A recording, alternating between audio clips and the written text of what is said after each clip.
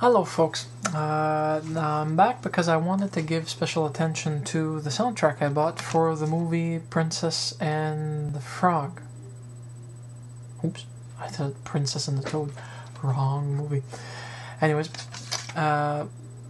it's actually not bad. I haven't had a chance to rate it yet on my own scale that I've devised. It's might as well call it rocket science. This sheet is all the points in regards to what I have.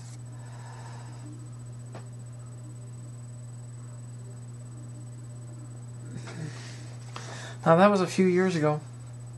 I don't know how many, but this was when I was chosen as part of the Juno judges. They choose media people from all across the country at random intervals. And I was chosen because I was chosen. Hey, I had a chance to put my voice in regards to rating specific artists. They send you a box full of material, you rate it, and then as part of the actual fact that they're not paying you, you get to keep the box of material and a commemorative guide. But that's not why I'm talking about this.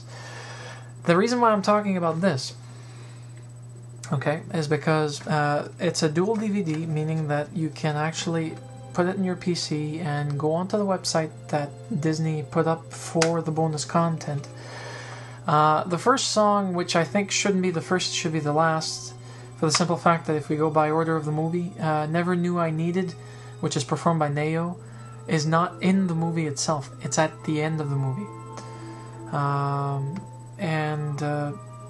It's part of they have the music video Never Knew I Needed, performed by Neo, on the website, and interview footage with image gallery. But that's pretty much it. As far as extras go, they could have added in more, and why companies aren't going and pushing an envelope like... You guys remember the movie Ants? Ants was the only one that I know that they actually made bloopers. A specific additional reel to the end of it, which I really appreciated, and I'd like that to be continued with a lot of animations, for the simple fact that, be it a serious movie or not, it's still an animation. Mind you, there are animations that you can't use those bloopers with. If it's not a comedy adventure, then let's say I'm trying to think of what it could be. The Fantastic Walking Castle of... I forget what it is.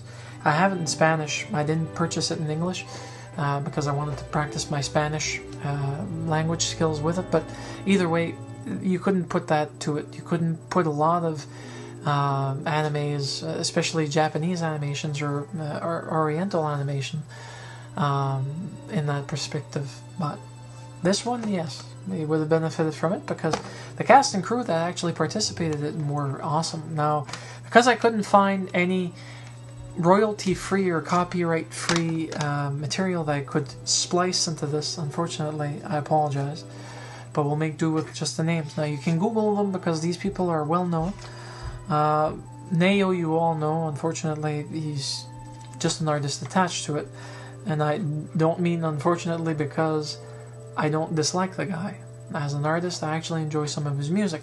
It's just that putting him billing #1 on a CD that doesn't have any reason why, except the fact that he's on at the closing credits for the movie, they should have put him at the closing credits.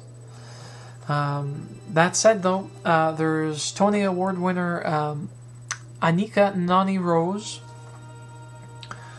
who plays the voice of Tanya, and who sings. Now, all the people I'm going to mention sing.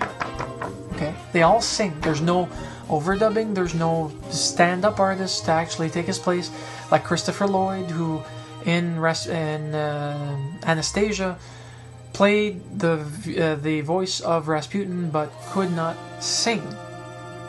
Or like Oh Brother Where Art Thou, where George Clooney and the other two actors playing the Soggy Bottom Boys couldn't sing. They tried, it just didn't work. In this case, it works. The same as Chicago, where they actually sing. The same as Moulin Rouge, where they actually sing their own lines, no stand-ins. That's perfect. I like that because it shows the caliber of the artists and the actors to actually go through the movements and go through it. Now that said, there's Dr. John, who isn't in the movie, but he sings a song called Down in New Orleans. And hopefully I'll be able to actually have a soundtrack bit playing while I'm actually doing this voiceover part. There's Randy Newman, who doesn't sing. He composed and created the original score for the movie and wrote the lyrics for the songs. There's Keith David, who plays Dr. Facilier, the shadow man in the movie. There's Michael Leon Woolley playing as the Gator Lewis, or Louis. Bruno Campos as Prince Naveen. And they feature on the track When We're Human. There's also guest musicians. There's Terence Blanchard on the trumpet, who's a very, very respectable trumpet player for jazz. In fact, so much so I think I've got him in some of my material. I haven't been able to find them because I'm unfortunately very disorganized in my own library. I haven't found a free filing system that I can use on my iMac without having any headaches, so I'm going to have to try and find a better way to do it. There's Jim Cummings, who plays the Firebug Ray, or Firefly Ray. Terence Simeon on accordion, and frottoir, which is the washboard, or as we call it in French, frottoir.